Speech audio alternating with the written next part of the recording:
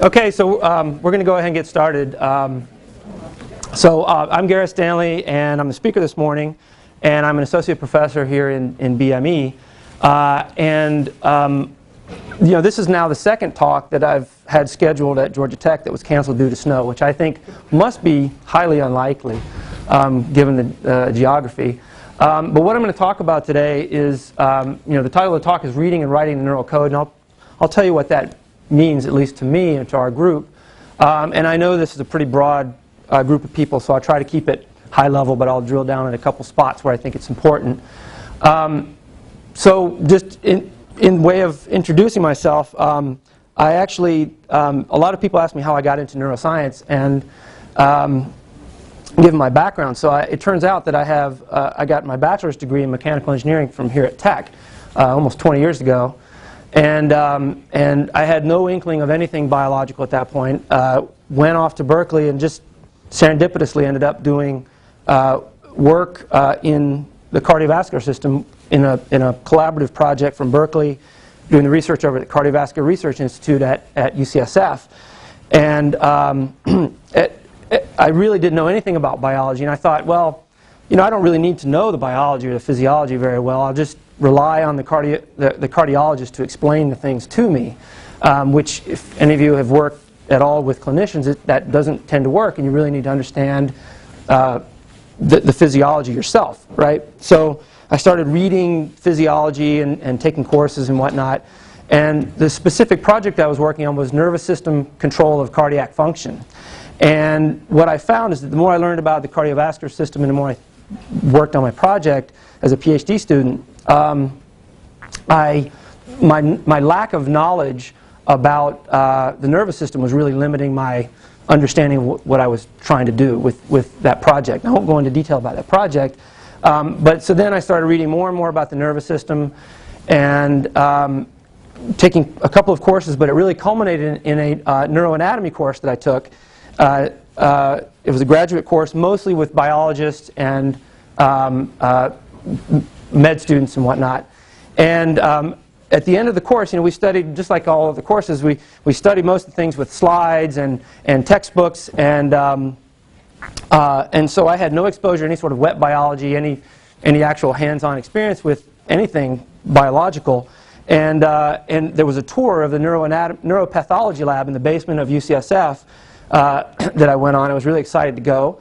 And I remember walking in there, and they gave us these plastic gowns and these gloves so that we could handle the brains and things like that. And I never really got that far, because when they wheeled the brains out and they started talking about the cases, they would say, this is George Smith, and he died yesterday afternoon in a car accident, and spinal cords laid out and everything. I just looked at the brain and fainted immediately. And it was a brain much like this. And when I woke up, there's a group of people like this all staring at me. I had no idea where I was, and I heard someone say, "Who is that?" And someone said, "Oh, it's just the engineer." And what I remembered, really, I didn't pass out because it was bloody or gross or smelled bad or anything. It was really just that this couple pounds of tissue had in it everything about this person, and it didn't really sink in until that moment what I was studying and looking at slides and reading textbooks, and it was just overwhelming. This 10 to the 12 neurons in the mammalian brain, 10 to the 15 synapses, and just thinking about what that actually meant, the thoughts and dreams and perceptions and so on for that individual was just a bit much. So I really also just randomly said, this is what I'm going to do for the rest of my professional career. And what I did after that was I started working in the mammalian visual pathway as a postdoc, actually, in molecular and cell biology at Berkeley. And so this is the kind of classic experiment where light is projected through the lens to the retina, where photoreceptors transduce these signals into to electrical signals, then propagate through the optic nerve, through the thalamus, which is another station in the brain, which then projects to the visual cortex and so on, and that's how we perceive the outside visual world. And these kind of experiments, also this was a really striking moment for me to first participate in these kind of experiments, because what you have is an anesthetized cat, eyes open, gaze fixed on a screen like this, and the thing you need to know is that individual neurons here, neurons are cells like any other cells, and when we record the activity of neurons in this part of the brain and in the visual pathway in general, they respond to presentation of light in a very restricted region. And so we loosely refer to that as a receptive field, and nearby neurons have overlapping receptive fields, and it tiles the visual space in this way. A lot of you probably have already seen this. So a couple of things just to recall is that, that neurons undergo rapid changes in electrical potential or action potentials, and it's due to a pretty complicated process where synaptic inputs to individual neurons, that could be hundreds to thousands of these, release neurotransmitter that in complicated ways either depolarize or hyperpolarize, change the voltage of these neurons, and they change the permeability of the membrane to different ion species, and through a pretty nonlinear process ends up generating if enough depolarization happens, an upward swing in voltage is shown here.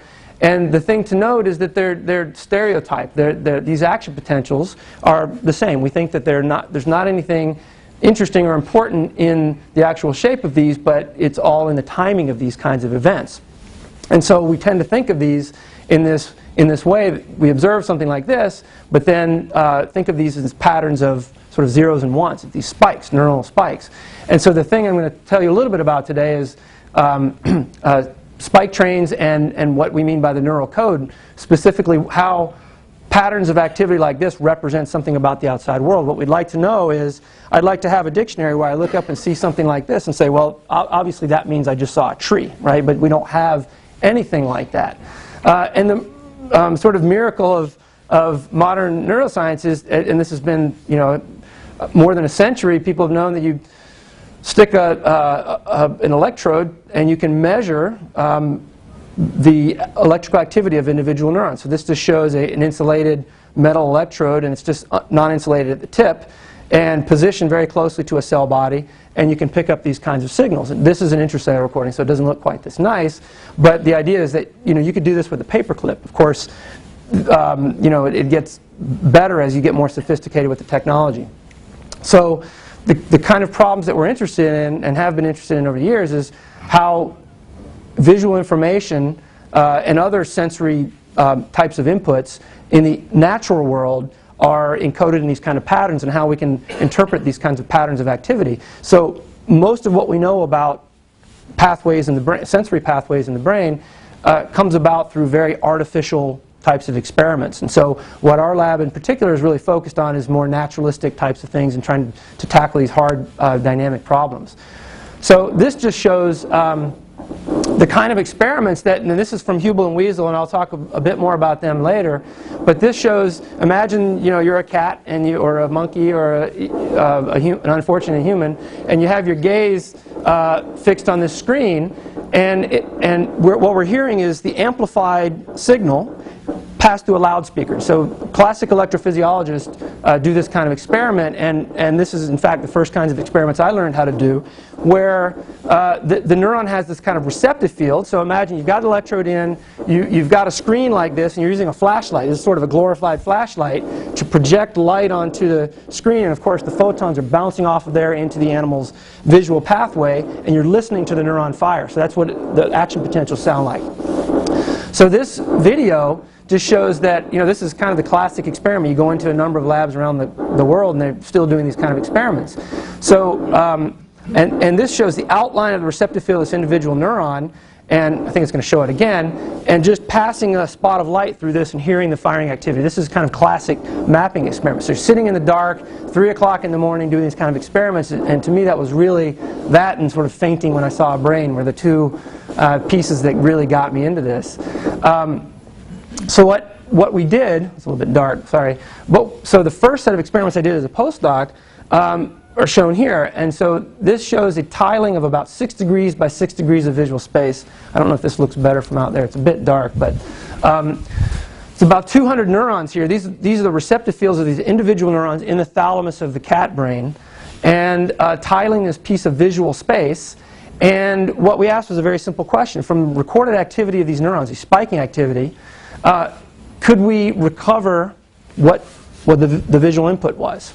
And so this shows some homemade movies of out in the woods with a camera and trunks of trees, for example, individual frames of a movie, so it's moving along at 30 milliseconds between frames, and the corresponding decoded, reconstructed version of that just from the neural activity. So you can see sort of the trunks of the trees. This is some branches of trees and the corresponding reconstruction. This is the face moving through the visual field and the corresponding reconstruction. This is the movie. It's really quite dark, but I don't think you can see anything there. Oh, maybe. Okay. So you'll see the actual movies on the right, the decoded movies on the left. And you see the individual moving through there. It's a little bit dark, but if you want to see afterwards, I can show it to you. So taking this kind of perspective, we're sort of sitting on the brain, recording activity, and saying, look, we know that thousands upon thousands of neurons are doing their business to get the information to this point, but we can ask the question, what can we extract from this part of the brain? And what can we decode? What can we infer about the outside world? And we'll refer to this as reading the neural code, or this and a number of other techniques. So when we did this work, this is again as a postdoc, I was surprised at sort of how many people crawled out of the woodwork when this work came out. So a bunch of questions came up. People contacted me constantly. I'm having trouble with my brain. Can I volunteer so you can read my mind? That was a common email that I got. The second one was, don't you know this is nothing new? The government's been monitoring our thoughts for decades. And this is usually by someone who's fashioned a helmet out of aluminum foil. And strangely enough, when I give this talk and occasionally throw in this joke, if it's the Department of Defense, no one laughs at this joke at all in the room. So that's a little bit scary, actually. But more importantly, more scientifically, the question is, how does this really tell us something useful about how the brain functions? That's been the challenge of my lab since then. So I moved from Berkeley to Harvard University. This work was done at Berkeley, but I moved to Harvard University in the School of Engineering and Applied Sciences, where then we attacked a bunch of these problems over the last decade or so. And I'll try to keep it again kind of high level, so I won't go into a lot of detail. But one of the problems that we've been interested in a lot is that of time scale. And so the question is, we can record from neurons. We don't know what the time scale of the brain is, right? Neurons are spiking, generating action potentials. That's sort of the currency of neurons. And they do so in this very rapid upswing of voltage, and it's a couple millisecond event. But they really can be resolved down to sub-millisecond precision. So the question is, well, is that really important, or is it sort of important that the neuron fired 10 spikes over a second, or what? I mean, what's the right time scale to talk about? So we've really focused on this problem with a lot of experiments, and this is all the vision work is in collaboration with Jose Manuel Alonso at SUNY. I had on the introductory slide. We focused on timing. So individual neurons are really precise in what they do. This shows just presenting the same natural movie to the anesthetized cat again. And these individual dots, this raster, are spikes of the neuron action potentials. And this shows individual trials repeated again and again and again. Whoop. Sorry. Let's see if I can get rid of that. That's because I'm not connected to the network. And they're precise in what they do as you repeat the same input many, many times, precise down to this sort of 10 to 20 millisecond time scale. They're also, and this is a paper that we published in 2007 that really went into the detail of that and used a combination of experimental and theoretical stuff to get at it. And then we went after, more recently, Gail DeBoard, who was a postdoc in my group, went after this across neurons in the pool. So you have multiple neurons and you're interested in time scales across neurons. Again, there's a lot of technical detail. I'll just kind of keep it high level. But the interesting thing is that the precise timing is maintained across neurons. And it's, again, this 10 to 20 millisecond time scale. So what I mean is that, yes, there's variability, but within a sort of 10 to 20 millisecond slop, they're doing something very reliable and repeatable. So why is that important? Well, we sort of focused on these kind of problems going forward, and in particular, neurons from this region of the brain I've been talking about, the thalamus, well, they're embedded in a very, very complicated network, and they project to the visual cortex, V1. And they do so in ways where multiple neurons will project onto the same target neuron, right? These are neuron cell body, cartoon, axon, synapse, and another cell body.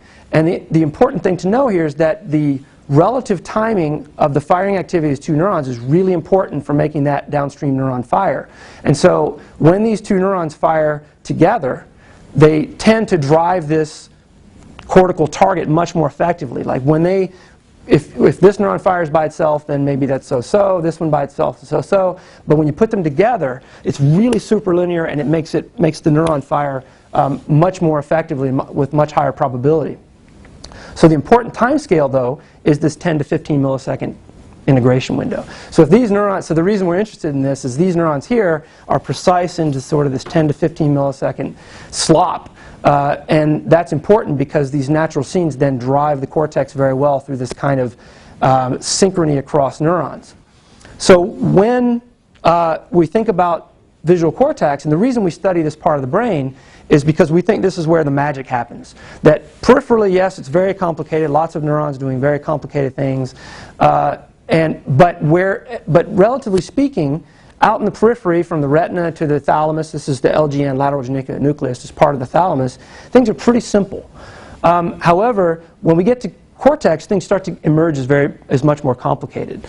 And when we think of V1, area V1 and what it really does, we tend to think of neurons that are tuned not to circles of light like I showed in the previous movie, but instead to edges. And edges are important because they obviously form the contours of objects. And we'd like to know how the visual system eventually comes to know, for example, segregation of an object from the background and so on. How do we do this, right? And it's a very complicated process, and I'm not saying it happens here, but we think that this is maybe the first step in making that kind of thing happen. So this is another movie from Hubel and Wiesel. So this is their Nobel Prize winning work here. So this shows, you can't see it, but you'll see someone's hand here drawing on a screen. This is Hubel or Wiesel, I'm not sure. But they draw on this kind of screen and show that this bar of light here is making this neuron fire. So it's again the game of electrode in the brain, in the cortex, and putting a light onto the screen that the animal's seeing and listening to the neuron fire and then marking where the light evokes firing activity. So they had tried valiantly to get these kind of neurons to fire with circles of light, but they couldn't do so. And the story goes that they were actually using a slide projector to do this, and by pulling the slide in and out, they discovered it had something to do with the edge of the slide. And what you'll see here is that they're marking out this excitatory region, inhibitory region, doesn't matter for the purpose of this talk, but they very carefully, and people still do this, and I've done this quite a bit as well, and this looks kind of old school, but it's really an effective way of mapping out these kinds of neurons and what they do. And so they're going through and marking out these regions, and one thing that's really important is when they turn this bar on its side and start dragging it across the receptor field, you'll hear that the neuron won't fire. So that's coming next, right here. So it doesn't make the neuron fire, right? So this was the, aha, we got it, right? Because it fires a little bit, but then suddenly you hit the right angle, and boom, right? So that was the key finding that led to a number of papers, and this is in the late 50s, early 60s, that then eventually won them the Nobel Prize. So typically we talk about those kind of neurons with these kind of tuning curves. So this shows how the neuron responds. Is there like a really irritating ringing here? Does anyone else hear that, or am I having a seizure? Okay, all right. Maybe it's the sound from my computer. Let me see. I might be able to turn that off at this point. Nope, that did not help. Oh, okay. Oops. Uh-oh, sorry. Okay, so I'll keep talking while I fix what I just broke. So these tuning curves here represent the firing activity of these. This may be harder to repair than I hope.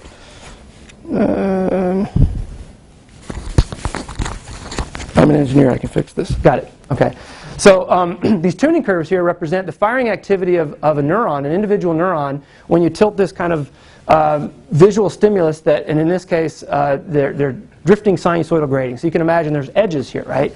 And this neuron is firing, for example, a lot. The radius represents the firing rate of the neuron. A lot when there's a vertically oriented and drifting to the right or drifting to the left, but any other direction doesn't make the neuron fire. So this one is similar. It's sort of up and to the right and down to the left, but it's a little bit less sharply tuned. And this shows a neuron that's only firing when you take this kind of bar or drifting or sinusoidal grading and drift it to the right but not to the left, right? So these are the kind of things that visual neuroscientists look at a lot. And so when we think of this in the textbook explanation, and that Hubel and Wiesel proposed, was that, well, how does this come about? I mean, this is crazy. Well, you know, because these neurons are not doing things in isolation. It's not about the neuron, it's about the network. That's the important thing, is here's a V1 neuron, and the idea is that it's getting projections anatomically from a bunch of neurons on the retina that are just geometrically aligned in a certain way so as to give it tuning. For example, you need this combination of neurons firing to make this neuron fire downstream, and they're aligned in such a way that only a bar at this orientation will do that, right? This is the proposal, the feed-forward orientation tuning proposal. And there is some anatomical evidence for this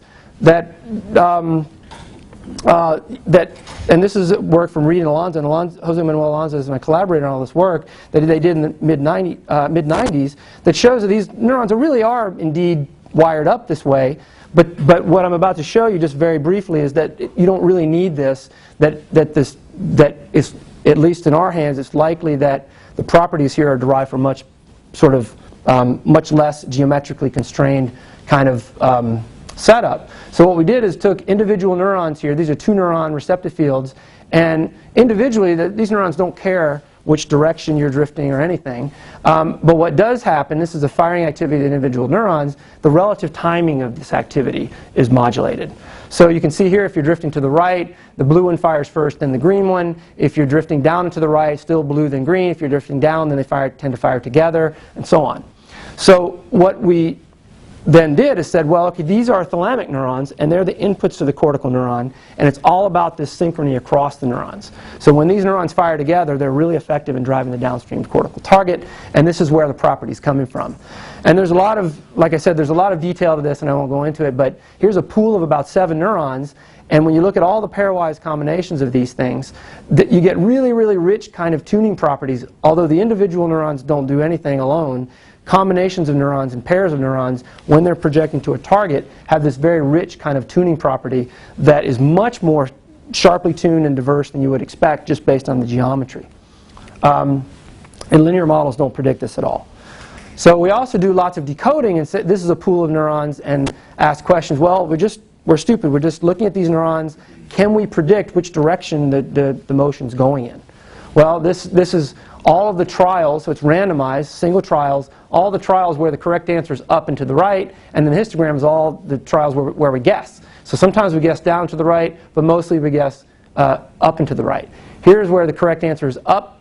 You know, they're horizontally oriented, they move up, and we get it right almost all the time, up and to the left, and so on. So there's a lot of detail behind this, and we did a pretty thorough analysis of this. But the idea is that even on single trials over just a couple hundred milliseconds, you can pick off these kinds of this information just from a pool of neurons like this.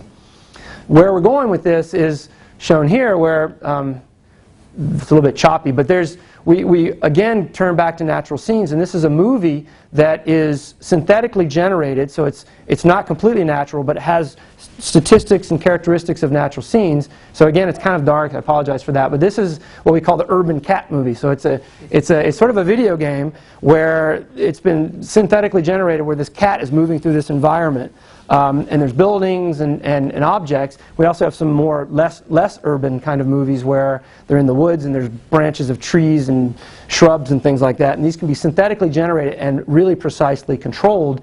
And this is a pool of neurons, and when they light up, they're synchronously firing to this. So this is an NSF-sponsored project involving a number of groups working on this this kind of population coding, but we got sort of sidetracked on this interesting synchrony activity I just showed you. So again, I won't go into any more detail about that. So one of the things that we've also studied a lot over the last 10 years is adaptation. And so adaptation is ubiquitous in the nervous system. So what is adaptation? It's when neurons change their responsiveness, change their characteristics in response to the environment. And so that's a very vague, and we spent many group meetings debating and arguing about what the actual definition should be. But the idea is basically we all have experience of being in a dark room, you go out in the bright sunlight, and a number of things happen at the level of the eye, but also throughout the visual pathway where you adapt to this bright sunlight and you go back in and so on. But the idea is that this is happening continuously in the natural environment when you move your eyes around the environment and so on. And the question is, what is the neurophysiological basis? What does this mean for how information is being represented and encoded? And what does this mean for reading the neural code? So I'm going to give an example of this. It's easier in the visual pathway, but I'm about to switch gears into a different pathway and some of the experimental work we've done here. But I'm first going to give you a vision example. So there's a waterfall illusion is a really classic illusion that was first really documented in the mid-1800s, but the Greeks were thought to have noted this long before that. But there's a really nice example from 2006. Let me sort of kick out of this and see if I can pull this up.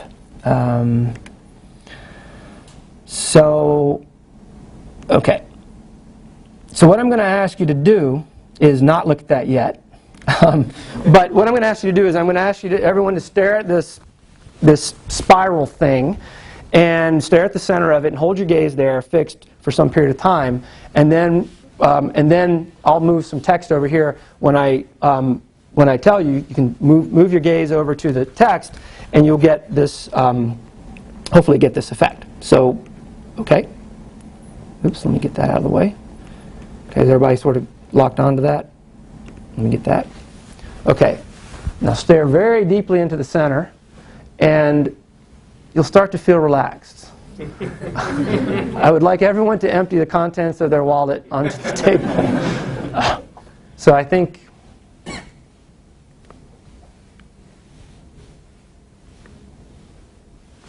I can now have you look at some text, for example.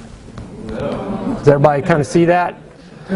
Okay, so that, neuroscientists use that to use illusions like this to study, how does the nervous system function, and you can use this to uncover something about the anatomy, of the functionality, and so on. How is this happening? Well, it's thought to be due to neurons that are sensitive to motion, and they're getting sort of adapted, and so the neurons that are particularly tuned to that kind of motion are getting adapted in some way, but the neurons that are not tuned to that are not getting adapted. And so when you look at some other part of text, you suddenly see this weird distorted thing, right? Did anyone not see that? Because I've never known anyone who did not see that. Such a striking illusion. And the reason it's called the waterfall illusion is because you get it when you're at one of the nice national parks and you're staring at the waterfall for a long time, and you get this downward motion, and you move your eye and everything seems like it's moving up. So it's ubiquitous in the nervous system. We don't always know what it means and where it comes from. And so what I'm going to talk about is some work that, as we moved from Harvard to here in 2008, started to set up the lab. And this is the first major study that's come out. I'll sort of get into more detail. But it's really been asserted that this kind of adaptation acts to enhance information flow. And this is a really kind of striking and important hypothesis in the field. And that psychophysically, that means sort of psychologists study this in humans and in animals. Just the perceptual effects of this are that it's been shown that this kind of adaptation can enhance spatial acuity, for example, in tactile sensing. So in tactile sensing, if you repetitively engage the fingertip and then ask them to do a two-point discrimination, so tell me if it's 1 point versus 2, and as a function of the separation, you get better at that with this kind of adaptation. Frequency discrimination, amplitude discrimination, etc., has been shown. All of these have been shown to get better through adaptation or be enhanced. But really, electrophysiologically, what are the neurons actually doing electrically? It's really kind of elusive. And the pathway that I'm going to talk about in this context is shown here. This is the vibrissus system. So it's a tactile sensing system. So rats and other rodents have whiskers or vibrissae that they use to actively explore the outside world. So probably a lot of people here work with rats and mice, and you'll see that they do crazy things with their whiskers, and they're constantly reaching out and actively exploring the outside world with it.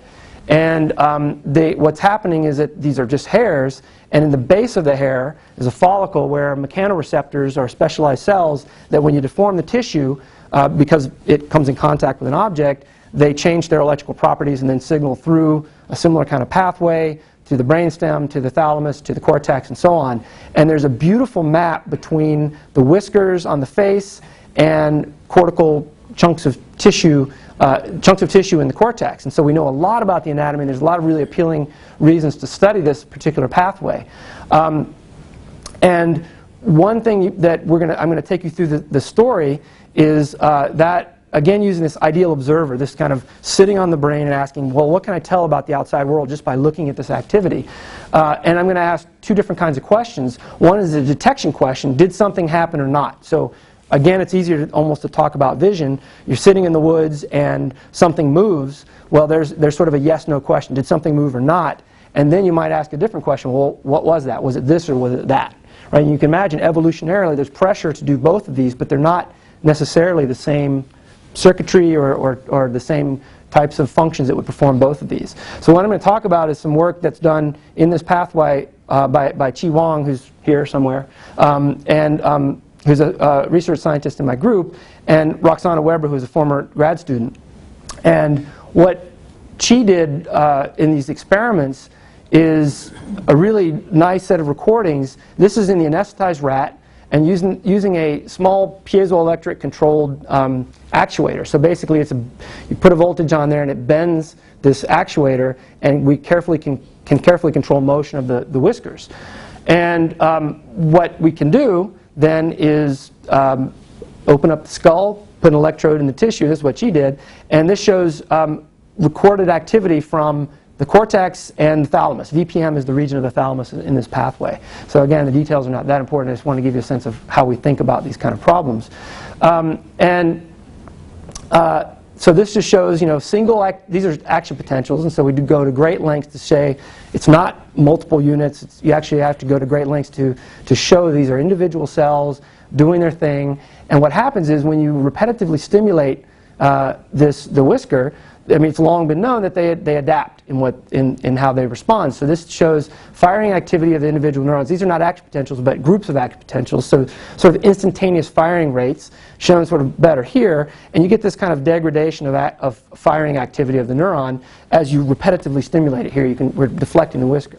So what Chi did in this set of experiments is go after this from a very functional and computational perspective. This was published in Nature Neuroscience just a month ago, so right before the holidays. And so in this body of work, we asked this kind of question. So first, we asked this kind of detection problem. So if you previously adapt the pathway versus not, and then ask a simple question. You present a deflection of the whisker or not, and ask, well, which was it? You're sitting on the brain, you're listening to the activity through electrodes, and is it a signal or is it noise? And so the brain is always doing something, so the question is, which is it, signal or noise? Yes, no question, in both the adaptive versus non-adaptive state. So this shows the basic ideas. Signal detection theory is really simple. The idea is that, well, even when there's nothing going on, when it's just noise, there's some responsiveness of the neuron, firing rate, for example. So this shows the distribution of that firing rate across multiple, long periods of time when there is no signal there. It's just noise. The red shows the responsiveness of the neuron when there's a signal, when there's a deflection of the whisker. And obviously, it depends on how strong the signal is, right? How far separated these are. But when you have a lot overlap like this, you're going to make errors. So the idea is that, and this is from sonar, World War II submarine operators. These sonar operators would have to say, well, I'm sitting here listening to this thing. Is that the enemy, or is it just a big clump of seaweed? And the idea is that there's a threshold that the individual picks and says, well, if the signal, if what I'm reading out is above this, then I'm going to say it's signal, and if it's below that, that it's noise. And you can imagine that if that's going to cause errors when you have overlap. So for example, if it's really in part of the black distribution, but it's above threshold, you're going to say, yeah, it's a signal. And so the area under the black curve to the right of the threshold is the probability of a false alarm, right? And the area under the red curve to the right of the threshold is the probability of a hit, and so on. So I was giving this talk at Mount Sinai Medical School in New York, and precisely at this moment, some wise guy pulled the fire alarm. And so no one knew what to do, right? So we're starting to think about false alarms and hits and things like that. So don't anyone get that idea. If you really need to leave, you can do it, and I won't be offended, but pulling the fire alarm is kind of extreme, I think. Well, I should go back and say, okay, so the problem with submarine operators is that they can move this threshold around. So they found that individuals had a different threshold for this, right? It depends on, well, if I miss the enemy, then we're dead, right? So you can imagine that the submarine operator, in this case, is going to pull the threshold far to the left, right, and make a lot of false alarms.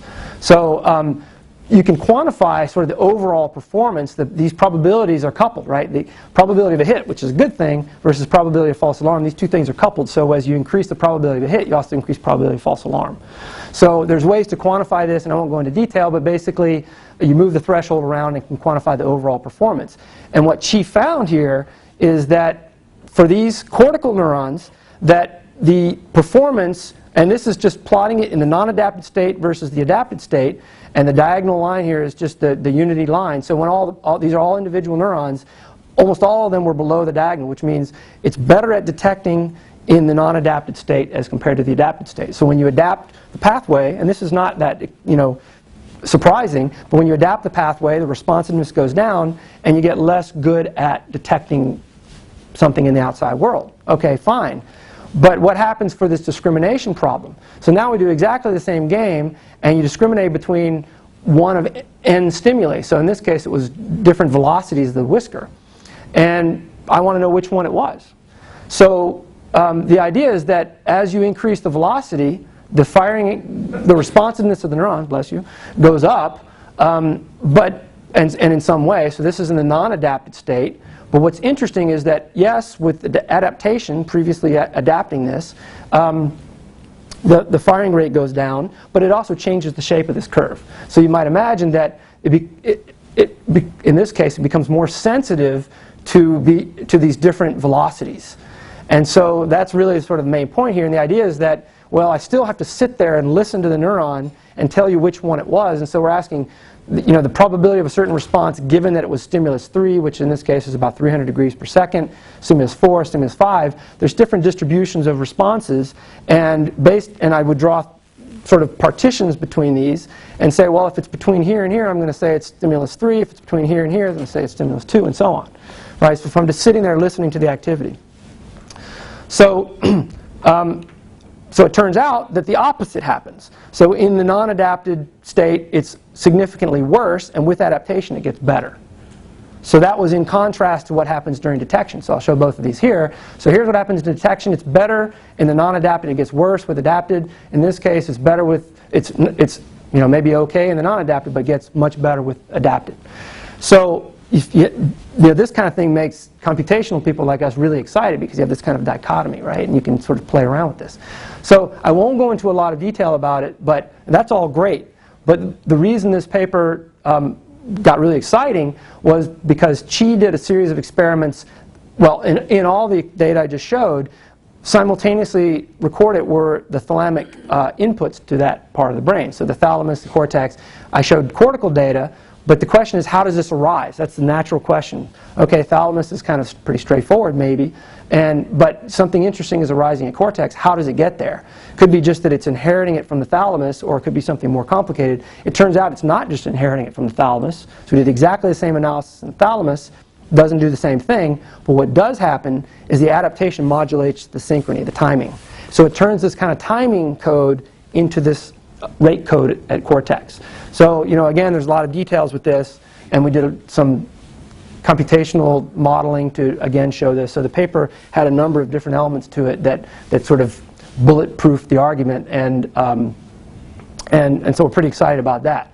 So we're now moving on to some stuff that we set up here, I should also just mention, this is a multi-electrode, so you can record from multiple neurons in multiple areas in the thalamus simultaneously with this. In some cases, they're connected together in vivo under anesthesia.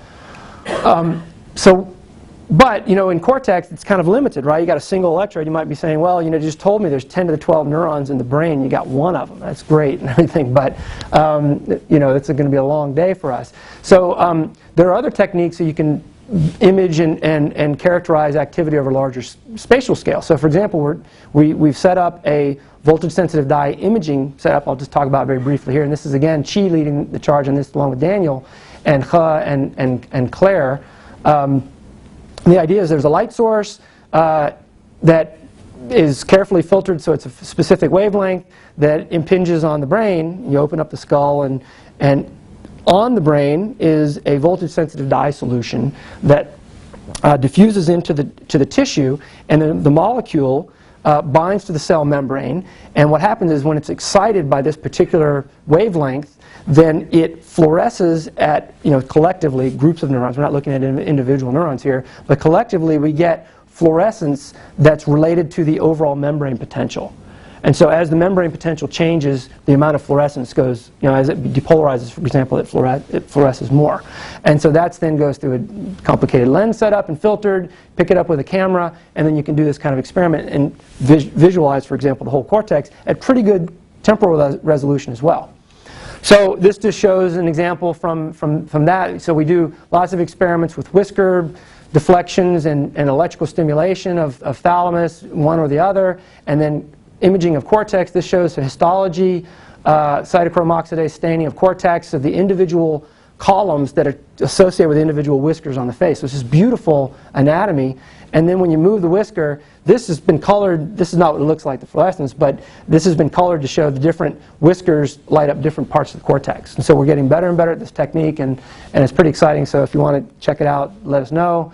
But what we've been working on recently, this is Doug Olerenshaws' work in collaboration with the other folks doing the voltage-sensitive dye, is that when you hit the whiskers, you can envision the cortex. This is, I think this was a millimeter here. But basically, this is the voltage-sensitive dye imaging in response to a puff of the whiskers. So this is an air nozzle. You puff the whiskers, and you can see this is a fairly strong input. This is a kind of a weaker input. And you can see that the activation correspondingly for the strong one is a lot bigger and more spread. Let's see if it'll come back around. Boom. So you see this is more dramatic and a little bit bigger spatially. That's an anesthetized animal, by the way, I should say. And so, again, kind of thinking of the questions of how does this activity look in response to different kinds of inputs. We systematically vary it from weak to very strong, and this is what the change in fluorescence. There's a lot of detail. Don't worry about it too much. But the idea is, again, this modulates based on how strong the inputs are, and we then couple that with experiments in the awake animal. So this shows, and this is work from Doug and Bilal, undergraduate in the lab, Lauren and Chi. And the idea is that the animals can be trained to, we head post them, so they're surgically implanted a metal post, and they can be trained to accept this, and they're posted in here.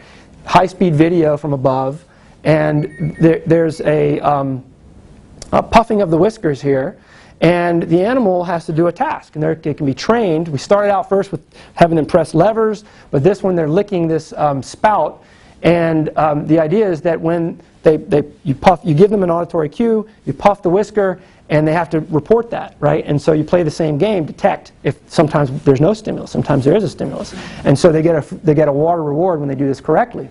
And so, just the upshot of all this is that we can compare neural activity that we record with the voltage-sensitive dye, shown here, as you increase the input, the strength of the input, versus how the animal performs. So this is the performance. This is the black is the behavior of the animal. So meaning, how good are they at doing this, at telling the difference between signal versus noise. And as the signal gets stronger, they get better and better at it. And so does the neural activity. We are observing the activity, and we're playing the game of this kind of observer, of decoding, and we have exactly the same kind of relationship here. And so Doug's working on wrapping this up into a paper. So what's interesting about this is also, as the stimulus gets stronger and stronger, the animal gets faster and faster at doing it. You can kind of imagine it gets easier, right? And again, playing this game by observing this activity, the onset latency of the activity also gets shorter, and so the latency, again playing this kind of game with the voltage sensitive dye, it corresponds very nicely. And this is of course sensory cortex, and it has to go through various stages and make its way to motor cortex, and then the output of the tongue lick, right? And so this is about a 200 millisecond motor delay between those two. So this is just really exciting for us. And we're working right now on the discrimination task so they can discriminate, and then we can play the same kind of game as I talked about before. Okay, so last couple minutes here, I titled the talk Reading and Writing the Neural Code. And I used to give these talks where I talked about reading the neural code, and that's something that came out of sort of the early 90s or mid 90s.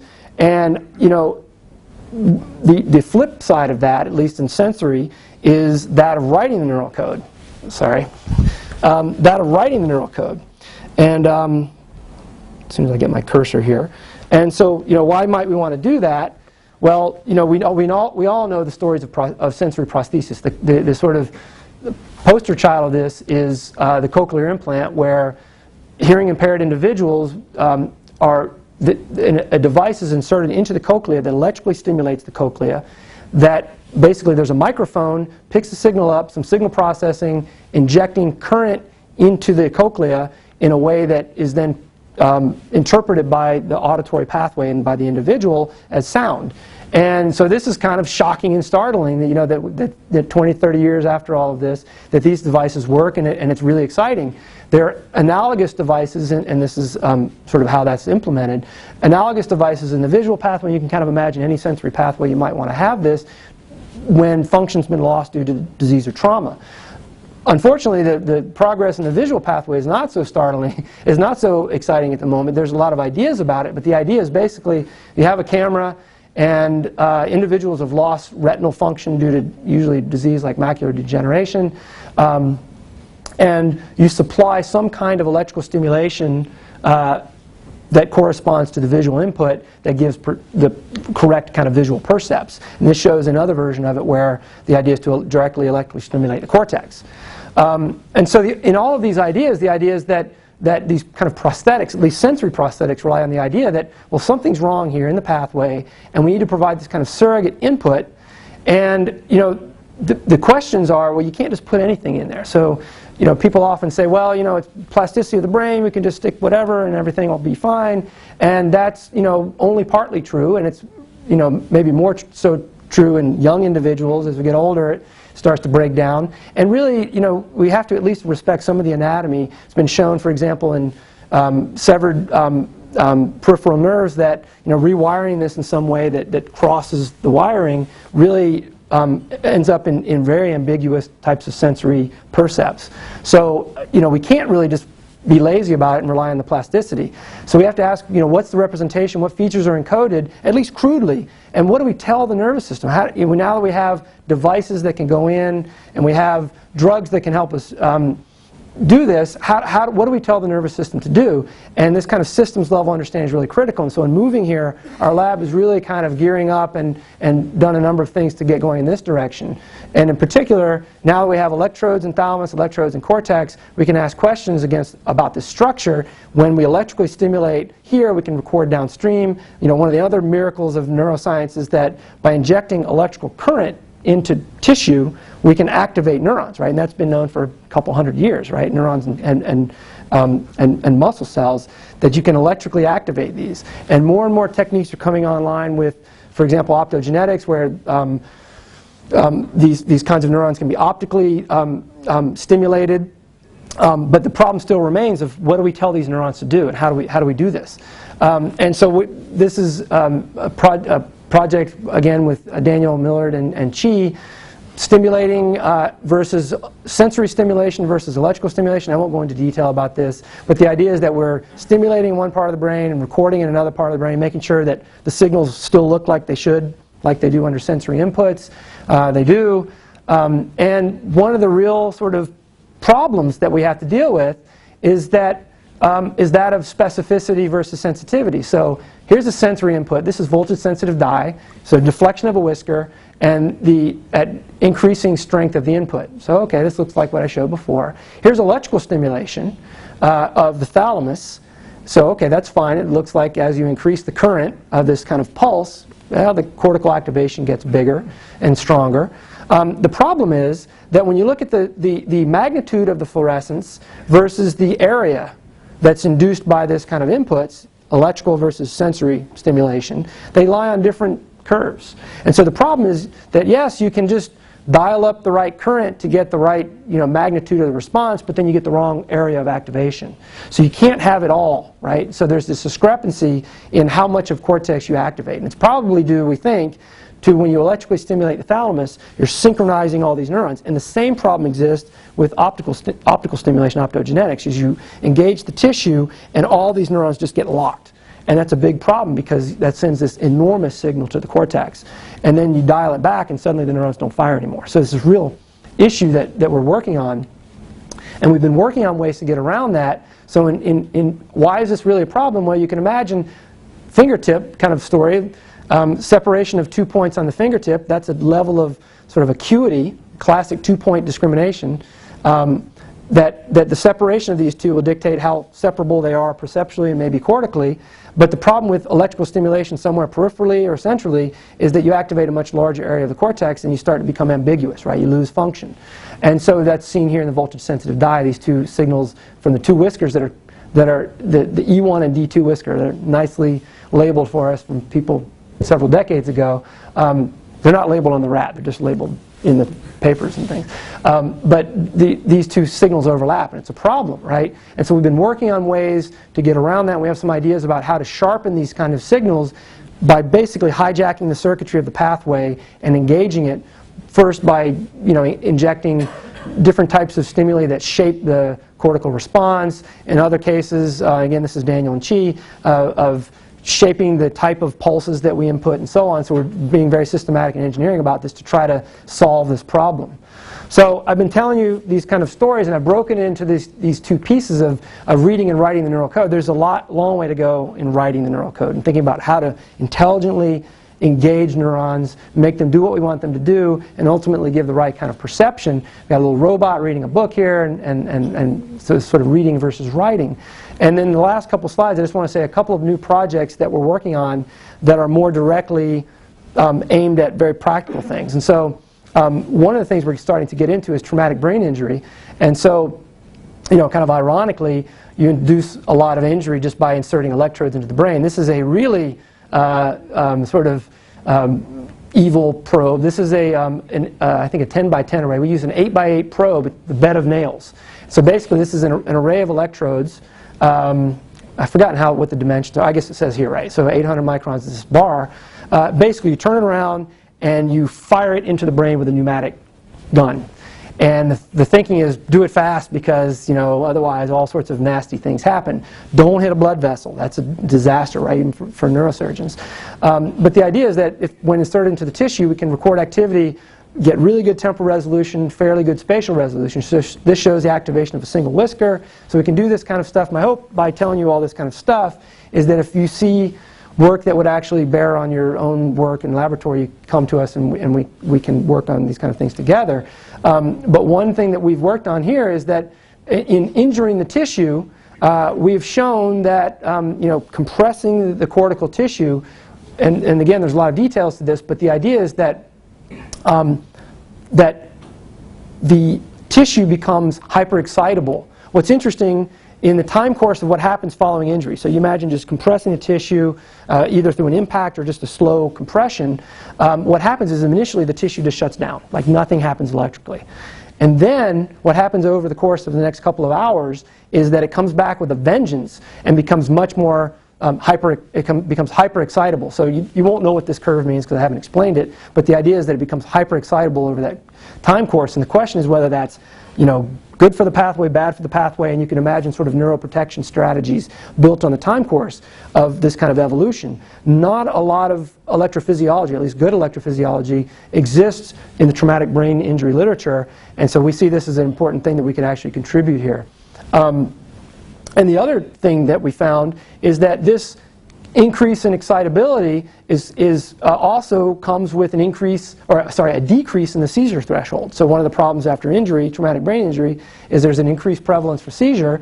Well, what happens in these control animals, versus the compressed tissue, is that there's a significant decrease in the threshold. So these guys here were implanted with an electrode. We injected a current and slowly ramped it up. And at some point, there's a seizure has them do a forelimb withdrawal. And what happens is a significant decrease in the threshold for that, which is a problem, right? Because then it can happen sort of just spontaneously. More recently, we're working with the Bellum Conda Lab, and this is a project we hope to get launched. The idea is in the peripheral nervous system, we'd like to understand something about the foot pad and how that's represented as you go through the pathway. You can imagine same as whiskers. And this is a device that Chi developed as a graduate student, actually, that's an array of piezoelectric actuators that Chi, help me, centimeter on the side? Okay, 1 centimeter on the side, and can be placed on the fingertip to create different types of textures and illusions and stuff. And we are using this on the foot pad to generate a very controlled input, and then again voltage sensitive dying cortex, and trying to understand something about information flow in this pathway. But why is because there's a peripheral nerve injury model that we're working on with the Bellum Conda group, and particularly Akil, and they have devices that are targeting interfacing with this the nerve stump to then be able to deliver very controlled input to this pathway, and we want some way to quantify that, look downstream, and say how well we're doing that in addition with behavior. And then, you can't see this at all, but this is again with the Bellum Conda group and Claire's work, that we've been working on ways to deliver agents that degrade some structure of the network that's thought to have a lot to do with plasticity when it gets locked in during the critical period. And the idea would be to unlock cortical plasticity. That's kind of a bold statement, but Claire will probably kill me for saying that. But this idea of unlocking cortical plasticity, if you could enhance plasticity of cortex, you can imagine all sorts of applications such as injury and disease where this could be applied. And we want to go after that functionally as well, so with electrophysiology and behavior. So finally, I'll just throw up the slide with all the people. Again, it's kind of dark, but I mentioned the vision side was Jose Manuel Alonso and his group, and various people, both from past and new, and then as well as people here, and here's a picture of Chi, who led a lot of this work, and Daniel, and Doug, and Claire, and Bilal, and Kha, and Lauren.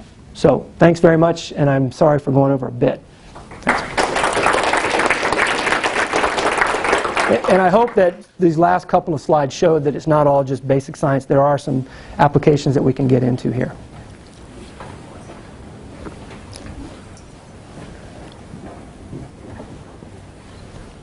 Yes?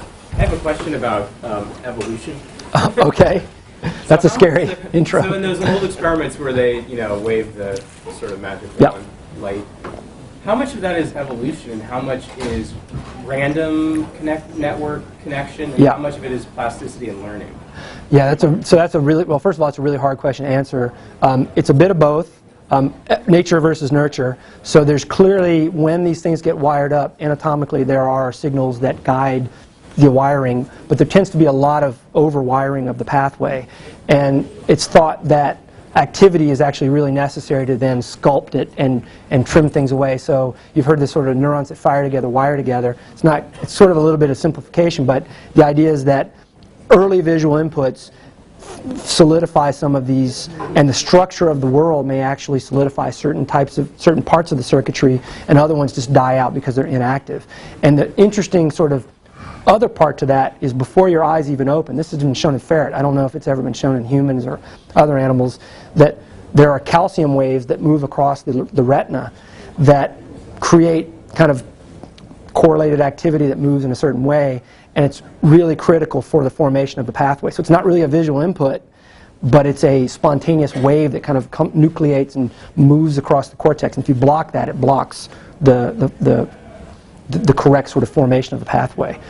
So I think you asked kind of a loaded question. I mean, I think it's a little bit of all of that, and you can certainly guide it. You can, sounds kind of crude, but you can suture the eye closed at birth, and you can completely restructure networks. Like theoretically, if you showed a cat one shape, like a tree trunk that was straight, and that was the only input they had, would they ever be able to see a horizontal? Yeah, I don't know the answer to that. The people have raised cats and other animals in deprived environments or enriched environments, and yes, you can completely shape I don't know if it's that black and white, like they can't see a horizontal, but you can definitely shape the anatomy. But trying to get cat to do behavior is tricky.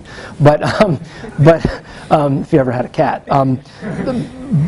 But I think in spirit it should at least have an effect on the behavior and on the perception. But I don't think that anyone's ever shown it completely disappears, for example. I would say that the structure of the outside world, and this kind of comes into Chris Rosel's work, the structure of the outside world probably goes a long way to determining, trees stand upright and the horizon is horizontal, my name, I guess. And I think that must have some bearing on the organization and preferential organization along this kind of horizontal and vertical, just based on our evolution and whatnot. But, it's hard to manipulate that, right? Evolutionary studies are difficult. Certainly developmental studies are difficult enough, but the time scale is kind of a killer. Right? Yeah. Just wondering, with respect to detection and discrimination, is there really a difference there? Is it just the range of the signal and the categories of signal that you're trying to make it? Yeah, we don't know. I mean, I think that what we'd like to be able to do is do experiments, and this is what we're gearing up to do right now, where exactly the same stimuli are presented to an animal, but it's in a different context. In one case, they've been trained to do a detection. In another case, they've been trained to do a discrimination. And the question is, does the animal interpret it differently? Does the neural activity look different? We don't know that. I think it's a bit of an artificial construct, I admit. We tend to do that, right? We say, oh, we detect something, then we discriminate it. Or I don't know that it's that black and white. But I guess, heuristically, at least it makes a little bit of sense to me that should happen somewhat sequentially, but I think it's a little bit of a simplification, well, a lot of a simplification. It seems like discrimination would be improved over some range of the signal or something. Is Yeah. that what you see? Or? Yes, and in fact, you put your finger on it, that that we're going after it now. How does the adapting stimulus actually shape that? Because it would if the environment changes, that should change the sensitivity, and does it do it in a principled way? And I think the answer is yes, but we're targeting this exact question. Yep. You mentioned optogenetics Yeah. several times, and I was just curious. The results that have been shown with these genetically encoded, photo-excited, voltage, sensitive Right. proteins are amazing. And I'm wondering, is it really a game changer for the field, or is it really limited? I think it's a game. I think it is a game changer, and it's one of these things where we have, our lab and probably lots of labs, we have to do this, right? It's one of those things where you just have to suck it up and learn the technique because the selectivity. So individual neuron types, different neuron types can be targeted with different molecules, and if you could get, for example, there are excitatory neurons and inhibitory neurons. Excitatory is the accelerator, inhibitory is the brake. If you can differentially excite those two, that can change the game, because when you electrically stimulate, it's hard to say what you're doing, right? You're getting all of it. I think it could change the game significantly. Of course, there's the problem of getting it into humans, right? So that's not clear. I don't know if that's on the horizon yet at all, because delivering things virally has its sort of ethical and problems in the clinic. But a lot of people think that it's going to come at some point. If it does, if you could just go to a company and order a certain type of viral vector and go and get a particular type of neuron, that changes everything. Yeah. But you still have problems with the specificity. You still got to stick something into the brain, you still got to light it up, and you're still recruiting bunches of neurons together. And to be able to, and not all those neurons do and care about the same thing. And so that's a problem. So. Talk about the adaptation due to change of symptoms. Do you think it's general across the cortex, or just specific to We don't know that. We did show in the paper, we were forced to, our feet were held to the fire by the reviewers, that we had to show it's not just this velocity stuff, but it applies to other kinds of inputs. So we think it generalizes at least, the orientation versus velocity and other things. I don't know. I suspect that it would generalize. I think that's also sort of on the horizon for us in the visual, probably in the visual pathway to go after that. I would suspect it's very general. And people have hypothesized this. It's not like we invented this idea, but we nailed it. So.